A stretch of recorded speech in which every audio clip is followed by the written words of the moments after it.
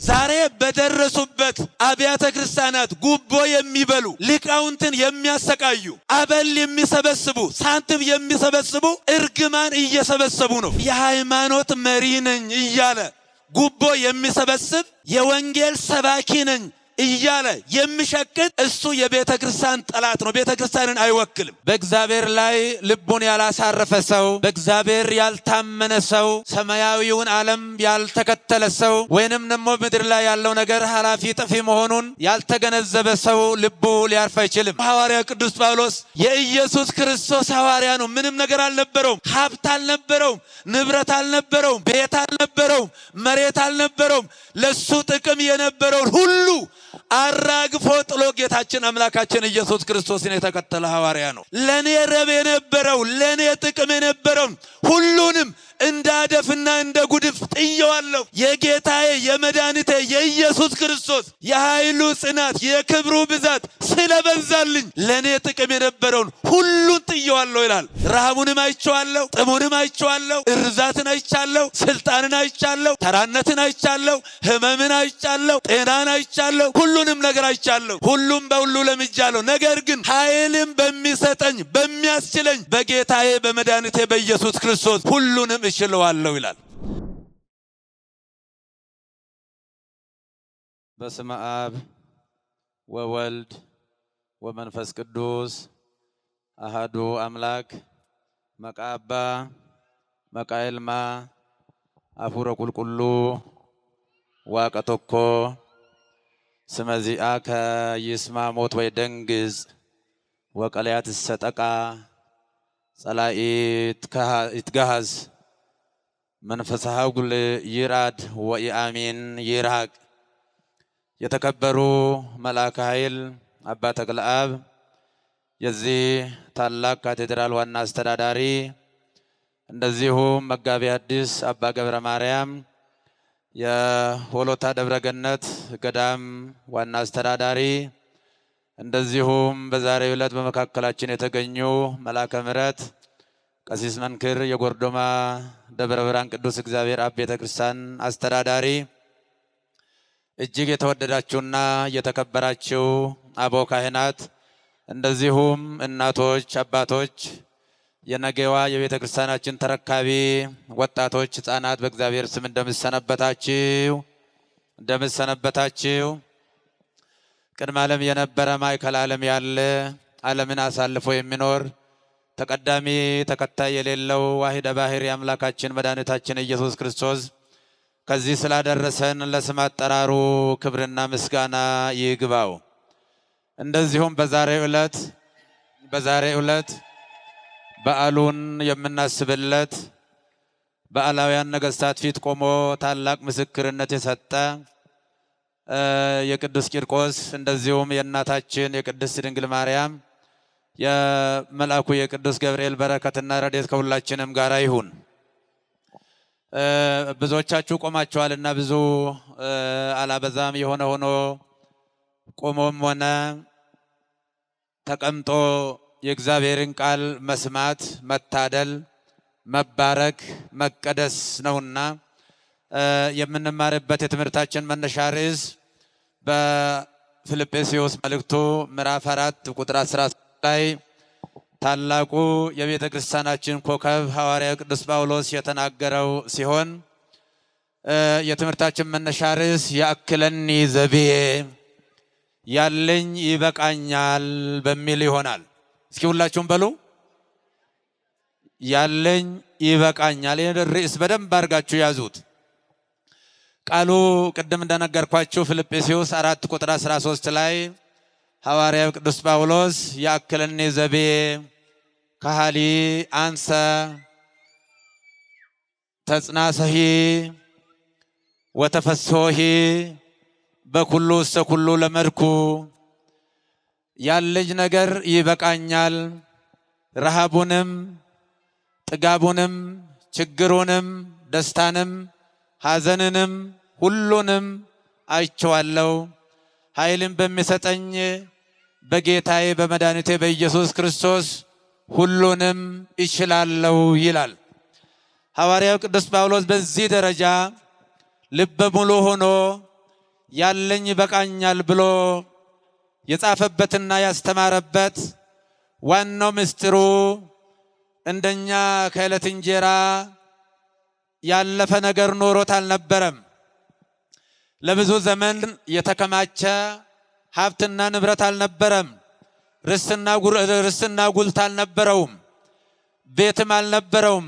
አንዳች ቅርጽ ያልነበረው፣ አንዳች ሀብት ያልነበረው፣ አንዳች የኔ ነው የሚለው በምድር ላይ ያልነበረው ሐዋርያው ቅዱስ ጳውሎስ በጌታችን በአምላካችን በኢየሱስ ክርስቶስ በፍጹም በመታመኑ እግዚአብሔር ታላቁ ሀብት ስለሆነ፣ ኢየሱስ ክርስቶስ የበቃኝ ኑሮ መሰረት ስለሆነ፣ የእርካታ ሁሉ ጥግ ስለሆነ፣ ከሱ በላይ ምንም ነገር ስለሌለ፣ በዚህ ዓለም ላይ ያሉ ቁሳዊ ነገሮች ሁሉ ኃላፊ ጠፊ ስለሆኑ በጌታው በላከው በኢየሱስ ክርስቶስ ላይ በፍጹም እየታመነ ያለኝ ይበቃኛል ይላል ሐዋርያው ቅዱስ ጳውሎስ። ያለኝ ይበቃኛል የሚል ሰው ልቡ በእግዚአብሔር ያረፈ ብቻ ነው። በእግዚአብሔር ላይ ልቡን ያላሳረፈ ሰው፣ በእግዚአብሔር ያልታመነ ሰው፣ ሰማያዊውን ዓለም ያልተከተለ ሰው ወይንም ደግሞ ምድር ላይ ያለው ነገር ኃላፊ ጠፊ መሆኑን ያልተገነዘበ ሰው ልቡ ሊያርፍ አይችልም። እንደምታውቁት ዛሬ በዓለም ላይ ስንመለከት በጣም የበለጸጉ ያደጉ ሀገራት እንኳን ያላቸው ነገር ሳይበቃቸው የሀገራችንን ሀብታት ማዕድናት ለመቀራመት በሀገራችን ላይ የስነ ልቦና ጦርነት በመክፈት ሀገራችን አፍሪካን በብዙ መልኩ ሲበዘብዟትና ሲሰርቋት ይኖራሉ። አው በሀገራችንም ሆነ በሌላ ዓለም በልጽገዋል፣ ሀብታም ናቸው የምንላቸው በተለይም በምዕራቡ ዓለም እነ ኤለን መስክን የመሳሰሉ ከ450 ቢሊዮን ዶላር በላይ የሚቆጠር ሀብት ያላቸው የዓለማችን ቁጥር 1 ቢሊዮነሮች እና ሚሊዮነሮች በቃኝ ብለው አልተቀመጡም። አው የዓለም መሪዎችና እንደዚሁም የየሀገር መሪዎች ያላቸው ሀብት ሳይበቃቸው እየዘረፉ እየመዘበሩ እየሰረቁ ሙስና እየበሉ ምእመናንን ሲያዳህዩና ሲያስጨንቁ ይኖራሉ። ነገር ግን በእግዚአብሔር የታመነ ሰው፣ እግዚአብሔርን ዓለሜ ነው ያለ ሰው፣ በፍጹም በእግዚአብሔር የታመነ ሰው ያለኝ ይበቃኛል ይላል። መጀመሪያ የሐዋርያው የቅዱስ ጳውሎስን ሕይወት ነው የምናየው። በመሰረቱ በትክክል የሐዋርያው የቅዱስ ጳውሎስ ሕይወት ለኛ መስታወታችን ነው፣ ለኛ መለኪያችን ነው፣ ለኛ የሚነበብ መጽሐፋችን ነው፣ ለኛ ሰሌዳችን ነው። ስለዚህ ሐዋርያው ቅዱስ ጳውሎስ እንደምታውቁት ለጌታችን ለአምላካችን ለኢየሱስ ክርስቶስ ምስክር እንዲሆን የተጠራ የጌታችን የአምላካችን የኢየሱስ ክርስቶስ ሐዋርያ ነው። የማን ሐዋርያ ነው አልኳችሁ? ተናገሯ። የኢየሱስ ክርስቶስ ሐዋርያ። አው ሐዋርያት በሶስት ይከፈላሉ፣ እናያቸዋለን። አንደኛው የኢየሱስ ክርስቶስ ሐዋርያ ሰው ሳይሆን ሳያሰማራው ኢየሱስ ክርስቶስ ያሰማራው ሐዋርያ። ሁሌ እንደሚባለው እንደሚነገረው ሐዋርያ ማለት የአንዱ ሐዋርያ መለኪያ ከጌታችን ከአምላካችን ከኢየሱስ ክርስቶስ መላክ ነው። በቅስቀሳ ሳይሆን፣ በትፎዞ ሳይሆን፣ በራስ ፈቃድ ሳይሆን አምላካችን መድኃኒታችን ኢየሱስ ክርስቶስ ያሰማራው ሐዋርያ። በሁለተኛ ደረጃ ደግሞ መፍቀድ የሚችል ሐጋጌ ሕግ ማውጣት የሚችል መፍቀድና መከልከል የሚችል ሐዋርያ። ይህ ሐዋርያ ነው። ቅዱስ ጳውሎስ ኢየሱስ ክርስቶስ ያሰማራው ሐዋርያ ነው። ኢየሱስ ክርስቶስ ያሰማራው ሐዋርያ መደበኛ ስራውና ተልእኮው ሰዎችን ለእግዚአብሔር መንግሥት ማዘጋጀት፣ ኢየሱስ ክርስቶስ የኃጢአትና የሞት መድኃኒት መሆኑን፣ የዓለም መድኃኒት መሆኑን፣ ከሰማይ በታች ከምድር በላይ ከሱ ውጭ አዳኝ የሌለ መሆኑን በሚገባ አስረድቶ ጠንቅቆ ማስተማር ነው የኢየሱስ ክርስቶስ ሐዋርያ። አው ይህ ዓለም ቁሳዊ ኃላፊ ጠፊ መሆኑን ይልቁንም ከሰማይ የሚመጣውን ታላቁን ሙሽራ ይቅር ባዩን ሙሽራ ለዓለም ደሙን ያፈሰሰውን በመስቀል ላይ እርቃኑን የተሰቀለውን እሱ ዳግም እኛን ሊሰበስበን እንደሚመጣ በሚገባ ገልጦ የሚያስተምር እሱ የኢየሱስ ክርስቶስ ሐዋርያ ነው። ሁለተኛ ሐዋርያ ራሱን ያሰማራ ሐዋርያ ነው።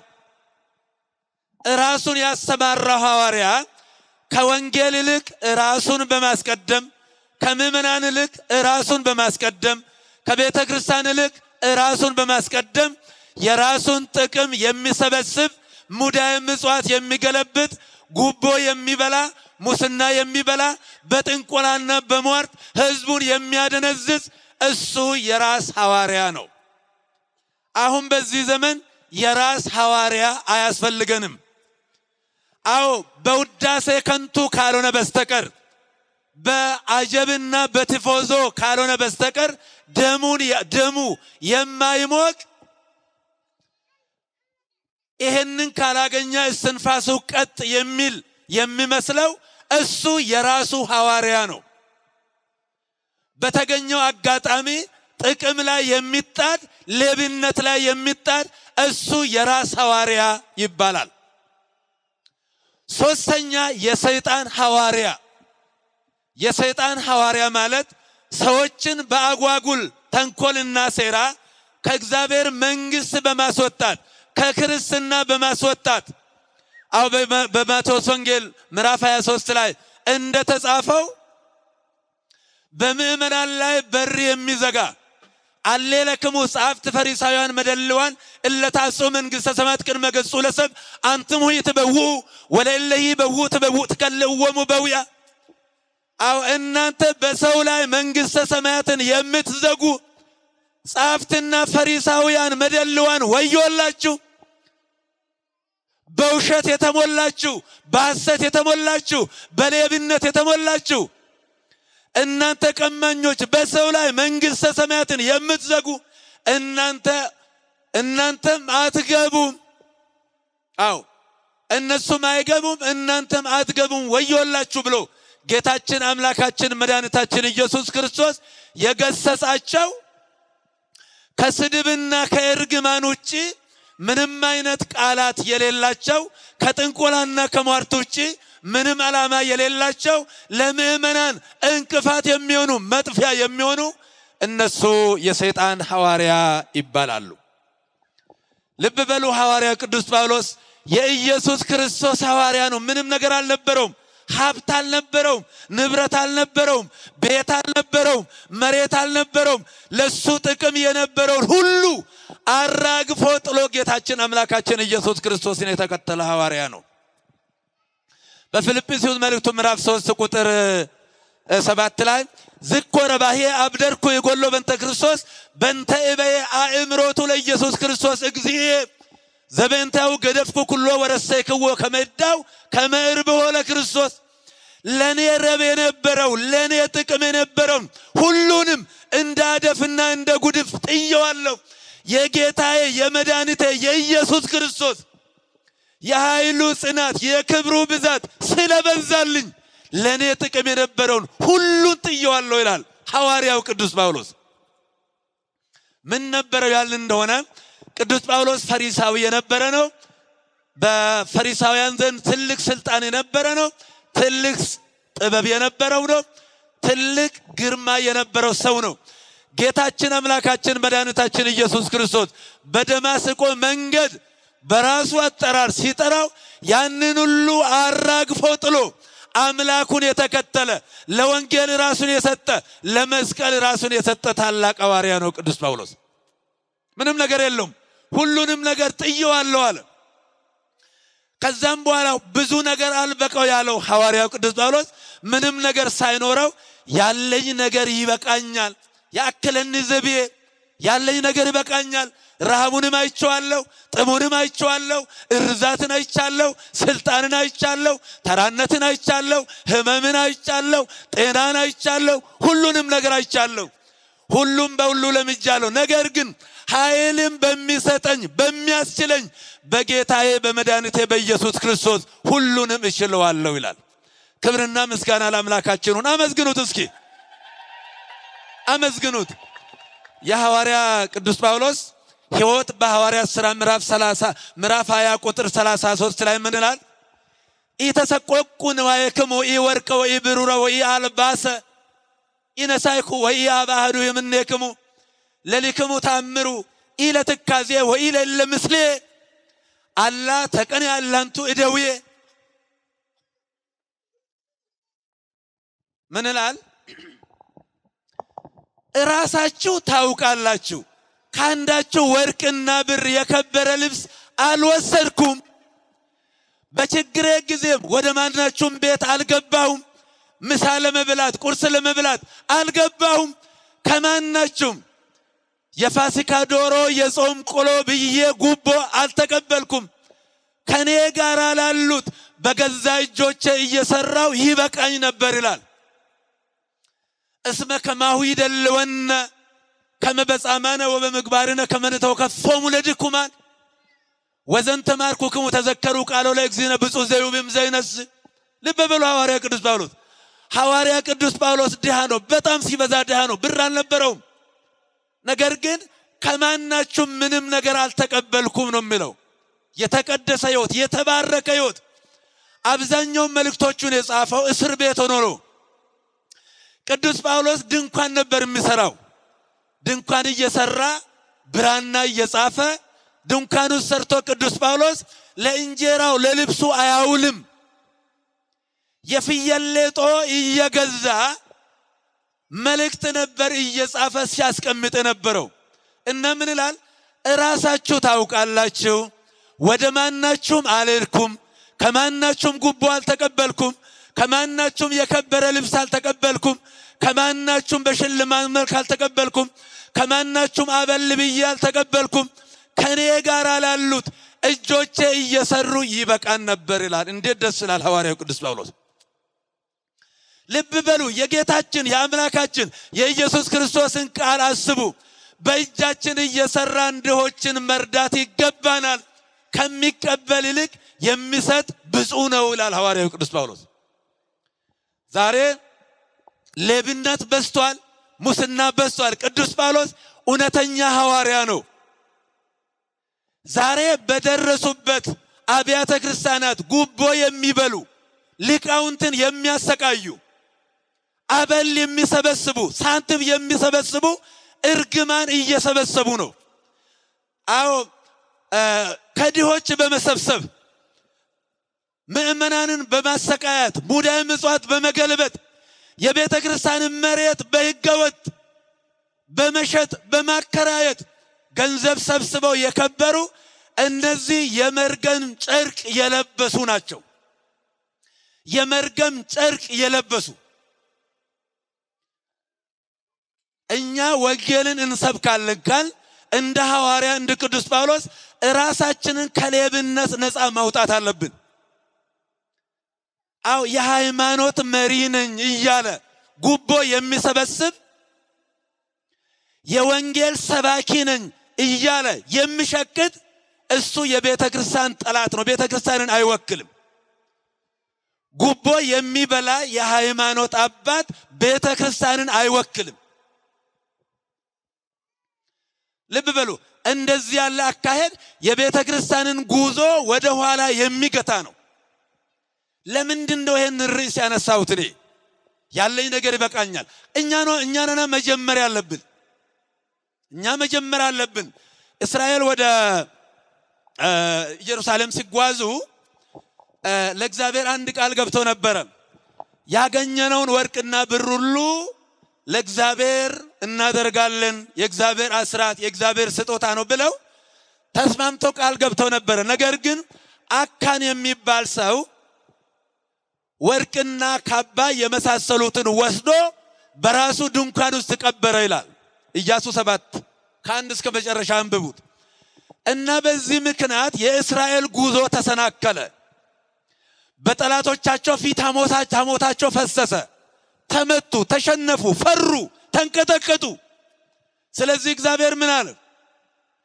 እነሆ በመካከላችሁ እርም አለ፣ በመካከላችሁ ያለውን እርም አውጡ፣ ይህንን እርም ያደረገው ሰው አስወግዱ፣ አለበለዚያ ጉዟችሁ ዙሪያ ጥምጥም ይሆናል አለው።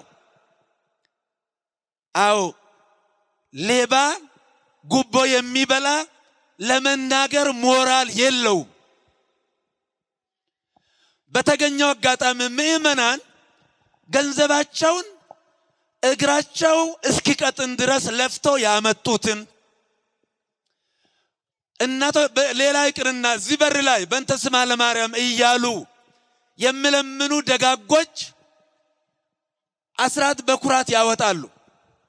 አስራት በኩራት ያወጣሉ። የሃይማኖት አባት ከሰረቀ የቤቱ ጣሪያ አፈሰሰ ማለት ነው። የቤቱ ጣሪያ ካፈሰሰ ደግሞ ግድግዳው በሙሉ ሳሎኑ ይበሰብሳል። በዚህ ሰዓት ምንድነው ያደረገው ኢያሱ? ለምን እንዲያደረክ ብሎ ሲጠይቀው ነገረው በግልጽ።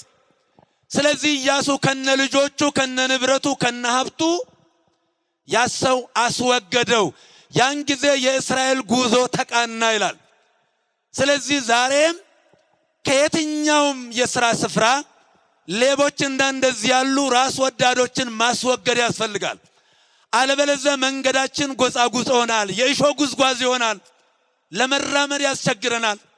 ምናልባት የነስናገር እዚህ አካባቢ ስላለው ምንም ነገር ከዚህ ጋር ተያያዥነት የለውም። ግራ አትጋቡ።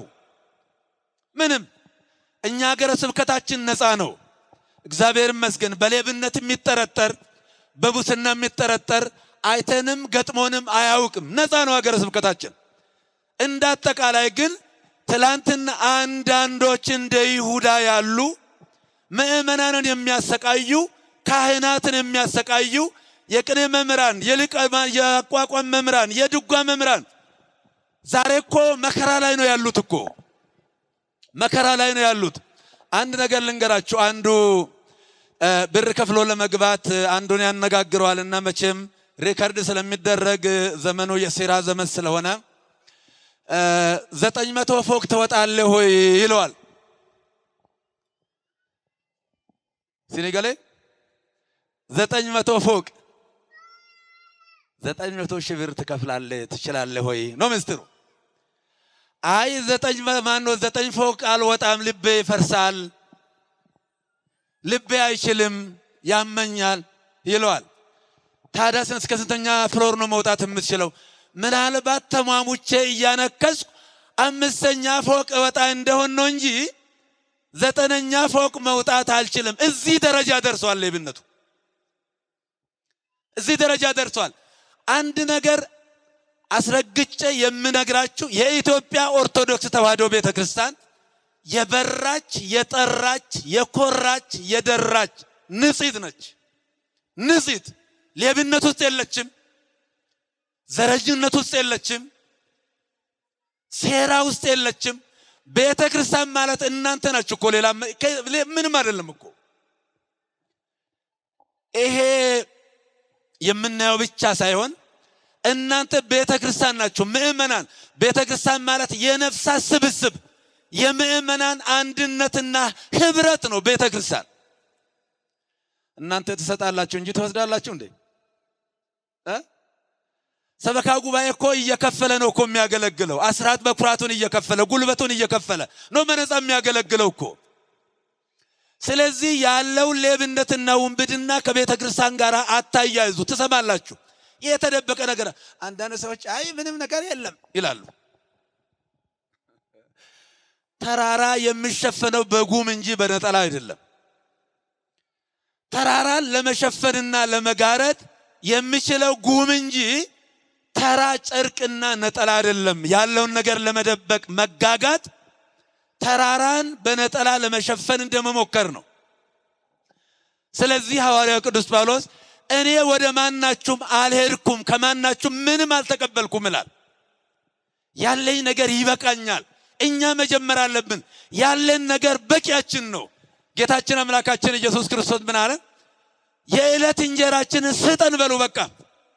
አቡነ ዘበሰማያት ይትቀደስ ስምከ ትምጻእ መንግሥትከ፣ አባታችን ሆይ በሰማይ የምትኖር ስምህ ይቀደስ፣ መንግሥትህ ትምጣ፣ ፈቃድህ በሰማይ እንደሆነች እንዲሁም በምድር ትሁን፣ የዕለት እንጀራችንን ስጠን በሉ ነው ያለው እኮ። የኛ አምላክ እኮ የሚዘነጋን የሚረሳን አምላክ አይደለም። ደግ አምላክ ነው። ደግ አምላክ ነው። እኛ ሐዋርያው ቅዱስ ጳውሎስ ምን ይላል?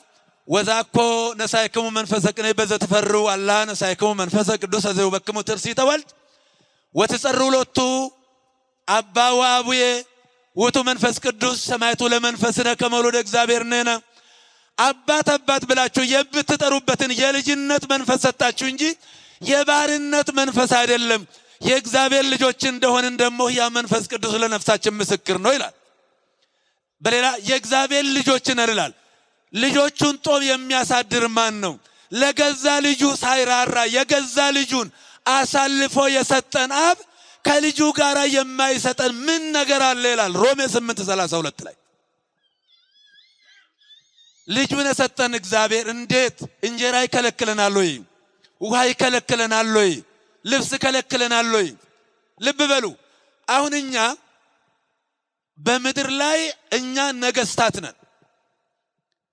ነገስታት ሁላችንም ታላላቅ ነገስታት ነን። ነገስታት ግን በዚህ እንደማይቀኑ ተስፋ አደርጋለሁ። ለምን? ሰማይን ዘርግቶ ምድርን አበጅቶ አልምቶ አስፈላጊውን ሁሉ አሟልተው በስተመጨረሻ በንጉስ ደረጃ ነው ወደዚህ ምድር ያመጣን እግዚአብሔር። ይሄ መረሳት የለበትም። ስለዚህ አምላካችን እግዚአብሔር ከኛ በላይ ለኛ ስለሚያስብልን የኛ ያልሆነውን ነገር መንካት የለብንም። ኢታውትር እዴከ ለዘኢኮነት እንቲአከ ያንተ ወዳልሆነው ነገር እጅን አትዘርጋ ይላል መጽሐፍ። ያንተ ወዳልሆነው ስነ ምግባር ያስፈልጋል፣ ጨዋነት ያስፈልጋል፣ እውነተኛነት ያስፈልጋል። ዛሬ ሐዋርያው ቅዱስ ጳውሎስን መናፈቅ በጣም ደስ ይላል። እኛ መሆን አለብና መሞከር አለብን። እርስ በርሳችን ብንደጋገፍ ሌብነት ቢጠፋ። አው ዛሬ የተማሩ የተመራመሩ ዕውቀቱ ያላቸው ብቃቱ ያላቸው የት ነው ያሉት? በተገቢ ቦታቸው ሳይሆን ባላስፈላጊ ስፍራ በሆቴሎች በቀን ሰራ በሪል ስቴቶች እየገቡ ድንጋይ እየተሸከሙ መከራ እያዩ ነው ያሉት የደከሙ ታላላቅ ምሁራን። የቤተ ክርስቲያናችን ምሁራን ለምን የሚከፍሉን ነገር የላቸውማ? የሚከፍሉን ነገር የላቸውም። ሲማሩ በእንተ ስማ ለማርያም ብለው በእመቤታችን ስም እየለመኑ ተማሩ። ተምሮ ሲመጡ ማን ቦታ ይስጣቸው? የት ይግቡ? ቦታ ተይዟል፣ መርከቡ ተይዟል፣ ስፍራ ተይዟል።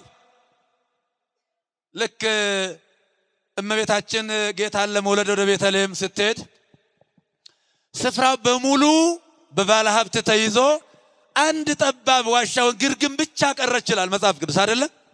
ግርግም ያቺ ያውም ደግሞ ሰዎች የናቋት ጌታችን የተወለደበት እመቤታችን እሱን የወለደችበት ቤተልሔም ጠባብ ዋሻ ግርግም የተናቀች የቤት ኪራይ ከፍላ እንዳታድር ገንዘብ የላትም፣ ሀብት የላትም፣ ምንም ነገር ቁሳዊ ማሳዣ ነገር የላትም። በዚህ ላይ ደግሞ ለመውለድ የቀረበች ነች። እንደዚህ ያለውን ሰው ማስተናገድ ለአንዳንዱ ሰው ከባድ ነው፣ ለአንዳንዱ ሰው ደግሞ ልቡ ክፍት ነው። ልክ እመቤታችን ጌታ ልጇን ጌታዋን መድኃኒቷን አምላኳን የምትወልድበት ምቹ ስፍራ አጣ በከብቶች ግርግም በተናቀው የከብቶች ግርግም እንደወለደች ሁሉ ዛሬ የቤተ ክርስቲያን ሊቃውንት ምሁራን የሚገቡበት የሚያገለግሉበት አጥተው ከፍተኛ ችግር ውስጥ ነው ያሉት። ዛሬ ዘመኑ የሌቦች ዘመን ሆኗል፣ የሙሰኞች ዘመን ሆኗል። ይልቁንም አንዳንዶቹ ዕውቀትም ብቃትም ሳይኖራቸው በአነስተኛ ደሞዝ ምንጩ ባልታወቀው ገንዘብ 7-8 ፎቅ የገነቡ እነዚህ ሁሉ ሊመረመሩ ይገባል። ምንጩ ያልታወቀ ምንጩ ባልታወቀው ገንዘብ ፎቅ የገነቡ ግን ገቢውን ካን አነስተኛ ያላቸው ገቢና ደሞዝ ከሆዳቸው የማይተርፍ ከየት መጡ እነዚህ? አዎ ዛሬ ሰሞነኞቹ እግራቸው እስኪያብጥ ድረስ እስኪታመሙ ድረስ ከምሽቱ 3 ሰዓት ጀምረው እስከ ጠዋቱ 3 ሰዓት 12 ሰዓት ሙሉ ሳያቋርጡ ማህሌት የሚቆሙ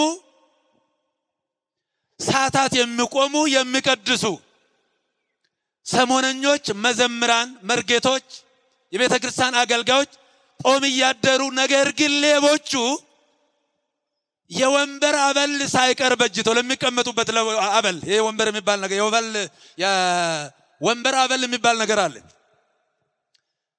ደሞዝ ጥሩ ነው። ነገር ግን እነሱ የወንበር አበል አላቸው። እነዚህ ግን ምንም ነገር የላቸውም። በመከራ ውስጥ ነው ያሉት። ስለዚህ ምእመናን ቤተክርስቲያናችን ለአንድና ለመጨረሻ የምትጠራበትን ዘመን እግዚአብሔር ያድርግልን።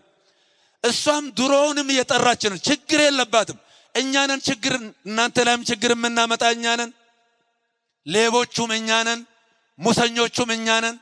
አንድ አባት እኔ የደረስኩበት ደረጃ ከደረሰ ጉቦ አይደለም አበል ከተቀበለ እሱ የመርገም ጨርቅ የለበሰ ሽፍታ ነው። እደግመዋለሁ። በኔ ልክ ደርሶ ጉቦ አይደለም አበል ከተቀበለ ወንጌልን የሚወክል አይደለም። ከኔው ጀምሮ ከራስ ነው የሚጀምረው። ለምሳሌ ራሳችን ምሳሌ ለማድረግ ምዕራብ ሸዋ በብዙ መልኩ የጠራ ታላቅ ሀገረ ስብከት እንደመሆኑ መጠን በየደረስንበት አበል አይደለም ጉቦ አበል አይታሰብም። በእኛ ሀገረ ስብከት ከሀገረ ስብከት ሰራተኞች ጀምሮ አጥቢያ ላይ እስካሉ ድረስ አይታሰብም። ሌላ ይቅርና ከመምጣቴ በፊት ለምሳሌ ክህነት ለካድሬ ተብሎ ይከፈል ነበረ። ያ አይከፈልም። በከንቱ ዘነሳይክሙ በከንቱ ሀቡ፣ በነፃ የተቀበላችሁትን በነፃ ስጡ ስላለ እግዚአብሔር 400 500 ዲያቆናት ቀሳውስት ቢኖሩ ክህነት የሚሰጣቸው በነፃ ነው። ስለ ራሴ መናገር መብት ነው። ስለ ሀገረ ስብከት መናገር ትክክል ነው። አናስከፍልም። ሊከፍሉም አይገባም። ለካርድ ተብሎ የሚከፈለው ገንዘብ ሀገረ ስብከቱ መሻል አለበት። ይሄንን እናንተ መሻል አለባችሁ። ስለዚህ ጨክነን ሌብነትን፣ ሙሰኝነትን፣ ጉበኝነትን ለአንድና ለመጨረሻ ጊዜ ማስወገድ አለብን። ምእመናን ሌቦችና ሙሰኞችን፣ ሙዳይ ምጽዋት ገልባጮችን እንዳካን ማስወገድ አስፈላጊ ነው። አዲሱ ትውልድ በሰላም መኖር አለበት። ወንጌሉን እየተማረ ሃይማኖቱን እየጠበቀ እየተዋደደ ዘረኝነትና ሌብነት ለአንድና ለመጨረሻ ጊዜ ከቤተ ክርስቲያን እንዲወገድ አብዝታችሁ ጸልዩ። እየሰማችሁኝ ነው? አዎ፣ አብዝታችሁ ጸልዩ። እግዚአብሔር ያስወግድልን። አመስግኑት እግዚአብሔርን። አንዳንዶቻችሁ ዝም ስትሉ ምን ማለት ነው? እንደው ትንሽ እኮ ምትሉ ትመስላላችሁ ይባላል እንዴ? ሌባን ለንስሐ ያብቃው ብለን እንጸልያለን። ሌብነትን ግን አጥብቀን እንቃወማለን። እንደ ሐዋርያው ቅዱስ ጳውሎስ ያከለን ዘቤ ያለኝ ነገር ይበቃኛል። ስለዚህ በቤተ ክርስቲያንም ሆነ በመንግስት መስሪያ ቤት ያላችሁ ሁሉ በነፃነትና በቅንነት አገልግሉ። እግዚአብሔር ያከብራችኋል። ትንሿን እግዚአብሔር ይባርካችኋል። ልብ በሉ። ጉቦ የሚሰበስቡ ሰውን እንደ ከብት እንደ እንስሳ የሚሸጡ ገንዘቡን ይሰበስባሉ፣ ሀብቱን ያከማቻሉ እንጂ አይበሉትም። የትኛውም ሌባ በልቶ አያውቅም፣ በልቶ ጨርሶ አያውቅም። የትኛውም ሙስና ምናልባትም ወደ መጨረሻ ላይ ገንዘቡን ሰብስቦ የተሰበሰበውን ገንዘብ እንደው አንዱ አዘራፊ ያዝባቸዋል።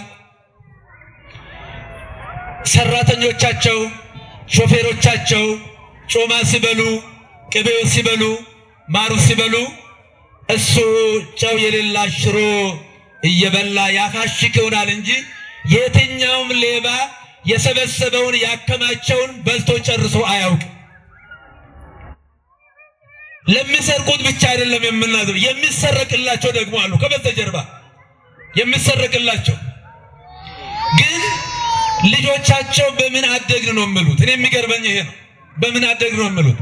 ያለኝ ነገር ይበቃኛል ብንል እኮ ሁሉ ነገር ይበቃናል። እግዚአብሔር አለ። እኛ ገንዘባችን፣ ሀብታችን፣ መጠጣችን፣ ህይወታችን፣ ሞገሳችን፣ ቤታችን፣ ክብራችን፣ አምላካችን እግዚአብሔር ነው። ስለዚህ እንደ ሐዋርያው ቅዱስ ጳውሎስ ያከለኒ ዘቤ ሁሉንም ነገር አይቼዋለሁ በሉ እስኪ። ለልጆቻችሁ አስተምሩ። አው ጨዋነትን አስተምሩ፣ መልካምነትን አስተምሩ። የእነነ ልጆች መማር ያለባቸው በጢሞቴዎስ ምዕራፍ 6 ቁጥር 6 ላይ ምን ይላል? እስመ ለነፍሰ አብዩቱ ተግባርነ ፈሪሃ እግዚአብሔር አልቦ ዘአምጻእነ ውሳሌም ወአልቦ ዘንግል ነሲያም እኔሁ እምከመ ረከብነ ሲሳየነ ወአርአዘነ ያክለነ እለሰ ይፈቅዱ ይባሉ ይወድቁ ስምንሱት ወብዙ በሳግረፍቶ ዘይበን ወዘያሰጥሞሙ ለሰብ ውስተ ተሰርሮ ወሞት እስመ ስሩ ለእኩይ አፍቅሮ ነዋይ እስመ ብዙኃን ለበዛት ሲቱ ዋለው ሃይማኖቶሙ ዋሰሱ ብዙ መቅሰፍት ለርሶሙ። ለኛስ ይበቃኛል ማለት እግዚአብሔርን መፍራት ትልቅ ማትረፊያ ነው ይላል። አቤት እግዚአብሔር ያለ ሰው እንዴት የከበረ ሰው ነው!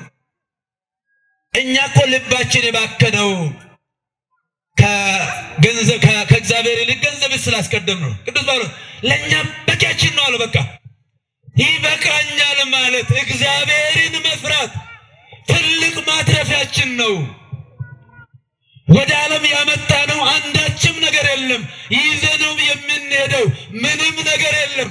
እርቃናችንን እንደመጣን እርቃናችንን ወደ መቃብር እንወርዳለን።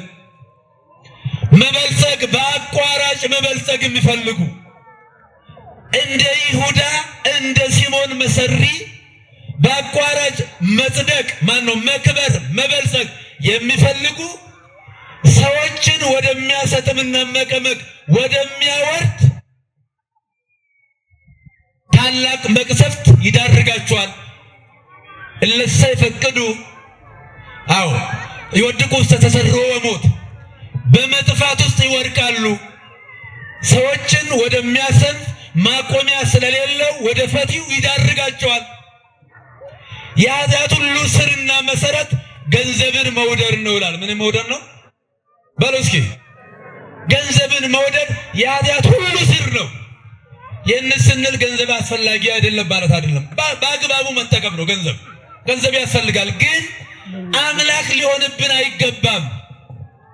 በተለይ ትንሿ የኃላፊነት ስፍራ ላይ እግዚአብሔር ያስቀመጠ ሰዎች ገንዘብን ልናመልክ አይገባንም።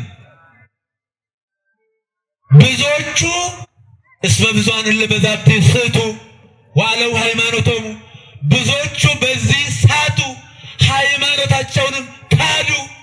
ዋሰሱ ብዙ መቅሰፍት ለርሶሙ ለራሳቸው ብዙ መዓትና መቅሰፍት አከማቹ ይላል። ሃይማኖታቸውን ካዱ። ጉቦ የሚበላ ሰው ሃይማኖት የለውም። በሉ እስኪ ጉቦ የሚበላ ሰው ሃይማኖት የለውም በሉ ከኔ ጋር በሉ። ጉቦ የሚበላ ሰው ሃይማኖት አለው? ስለ ሃይማኖት ለመናገር ሞራል አለው? ሞራል አይደለም። ስለ ጉቦ የሚበላ ሰው ስለ ሃይማኖት ለመናገር ሞራል የሌለው ሌባ ነው። ጉቦ የሚበላ በተለይ ካህን ሆኖ የሃይማኖት አባት ሆኖ ጉቦ የሚበላ በጉብኝት ሽፋን ገንዘብ የሚሰበስብ አበል የሚያጠራቅም የሚበላ ሃይማኖት የለውም ይላል። እኔ አይደለሁም ያልኩት፣ መጽሐፍ ቅዱስ ነው ያለው። ታዲያ ምን ይላል ቅዱስ ጳውሎስ? ወአንተ ሰቤስ እግዚአብሔር ጉየምዝ ወደግ ጽድቀ ወምሕረ ወሃይማኖተ ተፋቅሮ ትዕግስተ።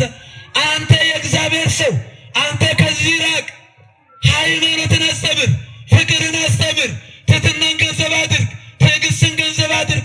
አንተ ከዚህ ራቅ ይላል። እናንተ የእግዚአብሔር ሰዎች ከዚህ ራቁ፣ ከሌብነት ራቁ፣ ከዘረኝነት ራቁ፣ ከክፋት ራቁ፣ ከተንኮል ራቁ። እግዚአብሔርን እንከተልና ሃይማኖትን፣ ፍቅርን፣ ትዕግስትን፣ የዋህነትን፣ ቅንነትን፣ ገርነትን እንከተል። ሐዋርያው ቅዱስ ጳውሎስ እንደነገረ ወደ ዓለም ያመጣነው አንዳችም ነገር የለም አለ ቅዱስ ጳውሎስ። የለንም አለ ምንም ነገር።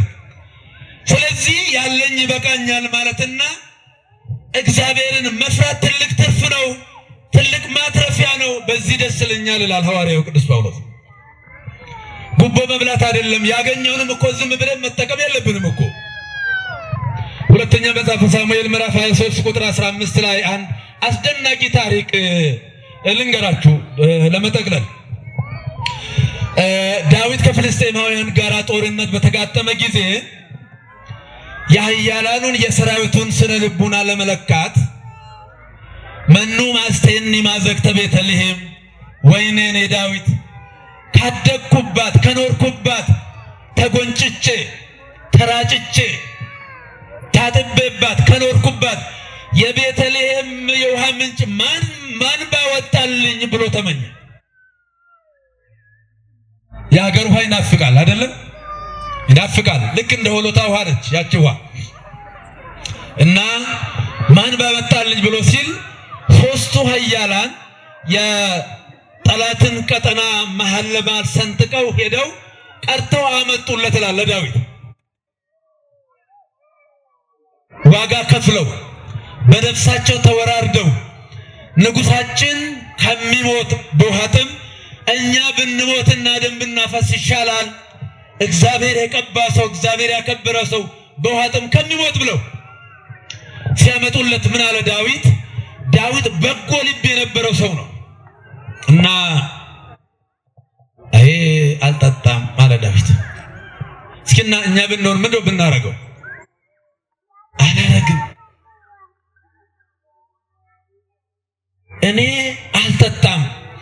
በነፍሳችሁ ተወራርዳችሁ ያመጣችሁት ነው። ጠላት ቢያገኛችሁና ቢገላችሁ የእናንተ እንደመጠጣት ነው። ለእግዚአብሔር መስዋዕት ሁንልኝ ብሎ ውሃውን አፈሰሰ ይላል ዳዊት። መስዋዕት ሁንልኝ። ዳዊት እኮ የመጠጣት መብት አለው እኮ፣ ኃጢአት አይደለም።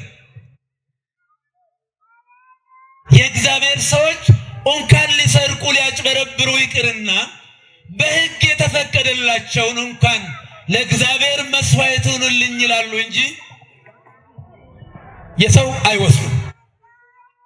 ስለዚህ እኛም ዛሬ እንደ ዳዊት ያሉ አባቶች ያስፈልጉናል። ቢሰጣቸውም የለም አልቀበልም፣ አልፈልግም፣ ያለኝ ይበቃኛል የሚል። ታዲያ ዛሬ እንደዚህ የሚያደርግ ሰው አለ እንደ ዳዊት? አይ ይሄ እኮ የድሆችን ንብረት እንደመውሰድ ነው፣ እነዚህ ደክሞ ነው ያመጡት፣ ለፍተው ነው ያመጡት፣ አላደርግም፣ አኳሰሊተ አይገባኝም፣ በነፍሳችሁ ተወራርዳችሁ ያመጣችሁት ነው፣ አላደርግም የሚል ሰው አለ? ስንቱ ነው ዛሬ በድሃ ደም ፎቁን የገነባው? ስንቱ ነው ዛሬ የድሃን ደም የለበሰው? ስንቱ ነው ዛሬ ምሁራንን ያሳደደው? ስንቱ ነው ዛሬ መምህራንን አንገት ያስደፋው? ስንት ነው? ቤቱ ቁጠረው። በእርግጥ ቤተክርስቲያን በጎ ሰዎች አሏት። በጎ ሰዎች ከሁሉም ነገር የጸዱ ምዕመናን፣ ምንም ስህተቶቹ ከቢኖሩ እግዚአብሔር የራሱ ሰዎች አሉት። በየዘመኑ ሰዎችን አስቀርቷል እግዚአብሔር። በአንድ ወቅት ኤልያስ እኔ ብቻዬን ቀርቻለሁና ውሰደኝ ሲለው ተው አንተ ብቻ አይደለም፣ ጉልበታቸውን ለበዓል ለጣዖቱ ያልተንበረከከ 7000 ሰዎችን ለራሴ አስቀርቻለሁ አለው። እንዲህ ብሎ ነው ኤልያስን ያስተነፈሰው። ከዛም በኋላ ኤልያስ ወደ ራሱ ማየት ጀመረ። ዛሬም እግዚአብሔር ሰዎች አሉት፣ ቤተክርስቲያናችን ሰዎች አሉት። እየተራቡ ወርቅ የሚጠብቁ አሉ እኮ። የወርቅ አክሊል፣ የወርቅ ዘውድ፣ የወርቅ ገበታ፣ የወርቅ በትረ ሙሴ እየተራቡ በቂ ደሞዝ ሳይኖራቸው ይሄንን የአክሊል ዳይመንድ የሚጠብቁ እኮ አሉ ዛሬ። እዚህ ብዬ ልንገራችሁ፣ እንደ እልል ብላችሁ አመስግኑላቸው ስለነዚህ በጎቹ። የታመኑ አሉ፣ ያልታመኑም አሉ። እኛ ግን ዛሬ እንደ ሐዋርያው ቅዱስ ጳውሎስ ያከለኒ ዘቤ ያለኝ ይበቃኛል ብለን ከራሳችን ጋር ቃል መግባት አለብን። አው ትልቁ መሰረታዊ ለውጥ ራስን ማሸነፍ፣ ራስን መካት። አንድ ነገር እኮ በቃኝ ካልን እኮ ይበቃናል። በቃ አስፈልገን በቃኝ እኔ ይበቃኛል ካል በቃ አይበቃኝም ካለ ደግሞ አይበቃንም። አንዳንድ ሰዎች የሌብነት ስልታቸው ይሄ መድኃኒት የተለማመደውን በሽታ ታውቁታላችሁ? ልክ መድኃኒት እንደተለማመደው በሽታ መዳኛ የለው ማይድኑ አሉ። መቃብር እስኪገቡ ድረስ የሚሰርቁ፣ የሚዘርፉ፣ የሚያጭበረብሩ የሽበት ዘውድ የደፋላቸው ካባውንም የደረበላቸው ጥያቄ ውስጥ እኮ የገቡ አሉ። ቅዱስ ጳውሎስ ግን እየታሰረ እየተፈታ የእሱን ተከታዮች በእጁ እየሰራ ነበር የሚያበላቸው። በእጁ እየሰራ ድንኳን እየሰፋ የተናቀ ነገር የከበረ ነገር ደግሞ ብራና እየጻፈ በዚህ ነበር ሐዋርያው ቅዱስ ጳውሎስ መስታወታችን ነው ያልነው፣ መምህራችን ነው ያልነው፣ የኢየሱስ ክርስቶስ ሐዋርያ ነው ያልነው። ለዚህ ነው እኮ አዎ ሐዋርያ ቅዱስ ጳውሎስ ያለኝ ነገር ይበቃኛል፣ ሁሉንም ነገር አይቼዋለሁ አለ። እኛም እኮ ያላየነው ነገር የለም፣ በቃኝ። ኃጢአት ሊበቃን ይገባል፣ ክፋት ሊበቃን ይገባል፣ በቃኝ። እስካሁን ድረስ ያሳ አከለክሙ መዋዕል ዘሐለፈ ዘተቀነይክሙ ለፈቃደ ዚአክሙ፣ ለገዛ ራሳችሁ ያገለገላችሁበት ያለፈው ዘመን ይበቃችኋል ይላል ቅዱስ ጴጥሮስ። ስለዚህ ዛሬ የዚህ ነው የምንሄደው የትምህርታችን ጭብጥ። ያለኝ ነገር ይበቃኛል፣ ከሌብነት፣ ከአታላይነት፣ ከክፋት፣ ከዘረኝነት እስካሁን ድረስ ካሳለፍናቸው ከንቱ ነገሮች ሁሉ ምንም ስላላተረፍ ያለን ነገር ይበቃናል። እግዚአብሔር ብቻ ይበቃናል። ጌታችን አምላካችን መድኃኒታችን ኢየሱስ ክርስቶስ እሱ ብቻ በቂያችን ነው። አምላካችን እግዚአብሔር ከሱ ውጪ የሚበቃን የሚያሳርፈን የለም። ባለሀብቶች እኮ እረፍት የላቸውም፣ እየደከሙ እኮ በየቀኑ ድካማቸውን እናደንቅላቸዋለን። ለምን? ማሰብ፣ ማትረፍ፣ ሀብት ማፍራት ጽድቅ እንጂ እርግማን አይደለም። ግን የህሊና እረፍት ያላቸው፣ የልብ እረፍት ያላቸው፣ የአእምሮ እረፍት ያላቸው ያለኝ ነገር ይበቃኛል፣ አምላኬ እግዚአብሔር ለኔ በቂ ነው ያሉ ብቻ ናቸው። ኢየሱስ ክርስቶስ ብቻ ዓለሜ ነው፣ መድኃኒቴ ነው፣ አዳኜ ነው፣ ጌታዬ ነው ያሉ እነሱ ናቸው። ጌታ ኢየሱስ ክርስቶስ በምድር ላይ የኖረውን ሕይወት ስናስብ በጣም የሚገርም ነው። ሁለቱ ደቀ መዛሙርቱ ምን አሉት? አንድ ጊዜ ጌታ ሆይ የት ነው የምታድረው ብሎ ማደሪያ ጠየቁት ይላል። አይተህ ታድር ቤት የሚጠይቅ ሰው ፍጹም ወዳጅ ነውና ኑና አሳያቸዋለሁ ብሎ ወሰዳቸው። እሱ ቤት እንዳለው ቤት የለውም እኮ ምንም ቤት የሚባል ነገር የለውም። አቧራ ብሎ ነበር የሚተኛው ኢየሱስ ክርስቶስ። እሱ አይቀናም፣ ደስተኛ ነው በጣም። ታዲያ ሐዋርያ ሲያዩ በዚህ ልክ የሚያስተምር መምህር፣ እውር የሚያበራ፣ ጎባጣ የሚያቀና፣ ለምጽ የሚያነሳ፣ ሙት የሚያነሳ መምህር አቧራውን እፍ ብሎ መሬት ሲተኛ አይተው ተደነቁና እስከ ሞት ድረስ እንከተልሃለን አሉት። እስከ ሞት ድረስ በተግባር ክርስቶስ በመከራ ውስጥ ነው የኖረው። የእሱ መከራ ዓርብ ብቻ አይደለም፣ ከተጸነሰበት ቀን ጀምሮ እስከ ትንሣኤ ያሳለፈው የመከራ ሕይወት ነው፣ የድህነት ሕይወት ነው፣ የስደት ሕይወት ነው። በዚህ ምክንያት ነው ደቀ መዛሙርቱ ሐዋርያት እሱ በዚህ ልክ እየኖረ እኛ ማንን ብለው መረባቸውን፣ አሳቸውን፣ መረቡን አሳውን የሚጭኑበት አህያቸውን ጥለው፣ አንዳንዶቹም ስልጣናቸውን፣ አንዳንዶቹም ትዳራቸውን ጥለው አምላካችን መድኃኒታችን ኢየሱስ ክርስቶስ የተከተሉት እሱ የሰማይና የምድር ባለጸጋ መሆኑ ስለተረዱ ነው። አሁን እናቱም በዚህ ልክ ነው የኖረችው። እመቤታችንም ሀብት አልነበራትም። ያሳለፈችው የመከራ ሕይወት፣ የስደት ሕይወት ነው የኖረችው። እስከ መስቀል ያልተለየች፣ እስከ መስቀል የተጓዘች፣ ልጇን ለማትረፍ እስከ ግብፅ በረሃ የተሰደደች የሸሸች፣ እሷም ሀብት አልነበራትም። እያንዳንዳቸው ቅዱሳንን ስንመረምራቸው በሙሉ ምድራዊ ቁሳዊ ሀብት ያልነበራቸው፣ ነገር ግን ያለኝ ነገር ይበቃኛል፣ አምላኬ የዕለት እንጀራዬን የዓመት ልብሴን አሳጣኝም ብለው እግዚአብሔርን በፍጹም ያመኑ አንዳች ነገር ያልጎደላቸው ናቸው ቅዱሳን አባቶቻችን። ስለዚህ ለማረፍ እንችል ዘንድ እንደ ቅዱስ ጳውሎስ ያክል እንዘቤ ያለኝ ነገር ይበቃኛል፣ ረሃቡንም አይቼዋለሁ፣ ጥሙንም አይቼዋለሁ፣ ጤናውንም አይቼዋለሁ፣ ሕመሙን አይቼዋለሁ፣ ክብርን አይቻለሁ፣ ውርደቱንም አይቼዋለሁ፣ ኃይልም በሚሰጠኝ በጌታዬ በመድኃኒቴ በኢየሱስ ክርስቶስ ሁሉንም እችላለሁ፣ ያለኝ ነገር ይበቃኛል ብለን ለራሳችን በራሳችን ዛሬ ቃል መግባት ነው የሚኖርብን። እንዳልኳችሁ በየትኛውም ስፍራ በየትኛውም አጋጣሚ በደንብ ላሰምርበት የምፈልገው አንዳንዶች ሁሉንም አይደለም ጉቦ የሚበሉ በሽልማት ሽፋን የሚሰበስቡ በጉብኝት ሽፋን ገንዘብ የሚያጠራቅሙ የሚያከማቹ ሊቃውንትን የሚሸጡ መምህራንን የሚሸጡ የተማሩትን የሚገፉ ቤተ ክርስቲያናችንን አይወክሉ። ሌባ ቤተ ክርስቲያንን አይወክልም። ሌባ ሃይማኖት የለው፣ ሙሰኛ ሃይማኖት የለው። የሃይማኖት መምህር ሆኖ በእርግጥ የዚች አበል ነገር ስትነሳ እዚህ መምህራን ስላሉ ሆዳቸውን እንዳይቆርጣቸው ግልጽ ላድርገው። የሚያበራየውን በሬ አፉን አትሰራው ይላል። እነዚህ ምስኪኖች ማንስ ይሰጣቸዋል? ምን አላቸው? እንደዚህ እንዴ አንድ ሺህ ትሰጧላችሁ አበላውን እዚህ አሰጧቸውም። የላችሁም እናንተ ነው የሚመለከታችሁ። በመቶ ሺህ በሚሊዮን የሚቆጠሩትን ነው እንጂ እናንተ ምን አላችሁ? እኔም እንደናንተ ነኝ። እግዚአብሔርን አመሰግነዋለሁ። እግዚአብሔር ባርካችሁ ሁላችሁንም።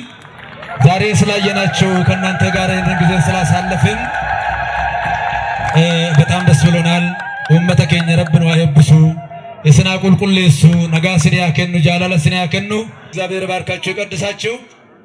የእመቤታችን የቅድስት ድንግል ማርያም የቅዱስ አባታችን የአቡነ ተክለ ሃይማኖት የመልአኩ የቅዱስ ገብርኤል እንደዚሁም የሰማዕቱ የቅዱስ ቂርቆስ በረከት ረድኤት ከሁላችሁም ጋር ይሁን። እግዚአብሔር ባርካችሁ ይቀድሳችሁ።